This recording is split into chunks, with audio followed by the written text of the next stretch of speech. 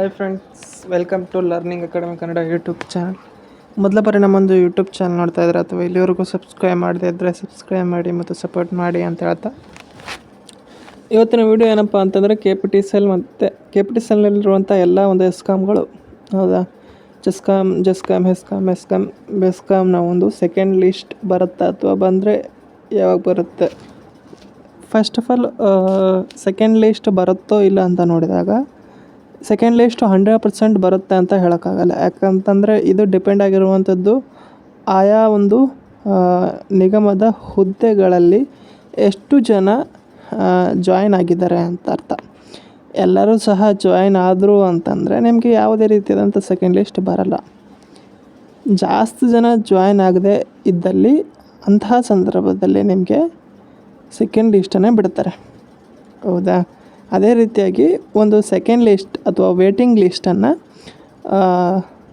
ಈ ಒಂದು KPTCL ಅವರು ಮೊನ್ನೆ ಅಂದರೆ ನಿನ್ನೆ ಬಂದಿದೆ, ಅದ್ರ ಬಗ್ಗೆ ವಿಡಿಯೋನೂ ಮಾಡಿದ್ದೀನಿ. ಈಗ ನೆಕ್ಸ್ಟು ಎಲ್ಲ ನಿಗಮಗಳದ್ದು ಹೇಳೋದಂದೆ, ಬೆಸ್ಕಾಮ್ ಆಗಿರ್ಬೋದು, ಹೆಸ್ಕಾಮ್ ಆಗಿರ್ಬೋದು, ಮೆಸ್ಕಾಮ್, ಜೆಸ್ಕಾಮ್ ಇವೆಲ್ಲವುಗಳದ್ದು ಸೆಕೆಂಡ್ ಲಿಸ್ಟು ಎಷ್ಟು ಜನ ಜಾಯಿನ್ ಆಗಲಿಲ್ಲ ಅಂತಂತಂದರೆ ಅಥವಾ ಕೌನ್ಸ್ಲಿಂಗ್ಗೆ ಗೈರಾಜರಾದರೆ ಅವೆಲ್ಲ ನೋಡ್ಕೊಂಡು ಸೆಕೆಂಡ್ ಲಿಸ್ಟನ್ನೇ ಬಿಡ್ತಾರೆ. ಬಟ್ ಈಗ ಜೆಸ್ಕಾಮ್ ಎಲ್ಲ ಪ್ರೊಸೆಸ್ ಮುಗಿದಿದೆ, ಆಲ್ರೆಡಿ ಜಾಯ್ನು ಸಹ ಆಗಿದ್ದಾರೆ. ಅವ್ರದ್ದು ಫಸ್ಟ್ ಬರುತ್ತೆ, ಬಂದರೆ ಮಾತ್ರ 100% ಬರುತ್ತೆ ಅಂತಲ್ಲ, ಬಂದರೆ ಮಾತ್ರ ಆ ನಿಗಮಗಳದ್ದು ಫಸ್ಟ್ ಬರುತ್ತೆ, ಜೆಸ್ಕಾಮ್.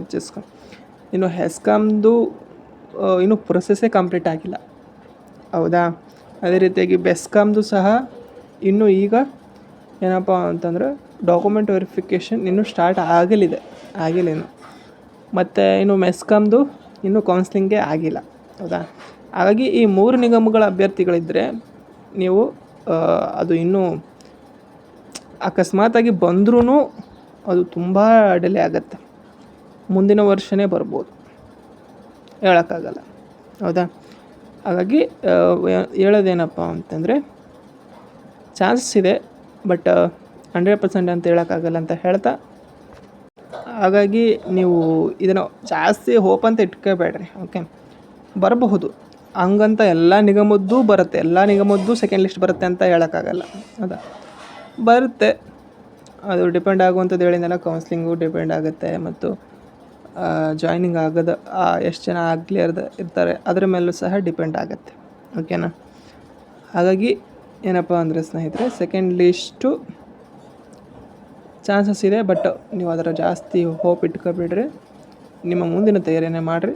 ಬಂದರೂ ಒಳ್ಳೆಯದು, ನೀವು ಜಾಯ್ನ್ ಆಗ್ಬೋದು. ಈಗೇನು KPTCL ಬಂತು ಅದೇ ರೀತಿಯಾಗಿ ಬರ್ಬೋದು. ಬಟ್ ಇನ್ನು ಬೆಸ್ಕಾಮ್ ಅಭ್ಯರ್ಥಿಗಳು, ಹೆಸ್ಕಾಮ್ ಅಭ್ಯರ್ಥಿಗಳು, ಮೆಸ್ಕಾಮ್ ಅಭ್ಯರ್ಥಿಗಳು ಇದ್ದರೆ ನಿಮ್ಮ ಒಂದು ಸೆಕೆಂಡ್ ಲಿಸ್ಟು ಅಷ್ಟೊಂದು ಬೇಗ ಬರಲ್ಲ, ಓಕೆ. ಅದನ್ನು ಸಹ ನೆನಪಿಟ್ಕೊಳ್ರಿ.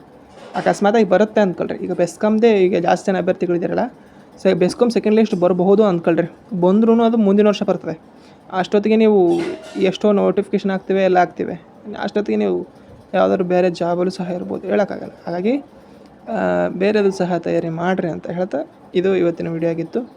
ಈ ವಿಡಿಯೋ ಇಷ್ಟ ಆದರೆ ಲೈಕ್ ಮಾಡಿ, ಶೇರ್ ಮಾಡಿ ಮತ್ತು ಸಬ್ಸ್ಕ್ರೈಬ್ ಮಾಡಿ ಅಂತ ಹೇಳ್ತಾ ವಿಡಿಯೋ ಇಷ್ಟಕ್ಕಾಗಿ ಧನ್ಯವಾದ. Thanks for watching.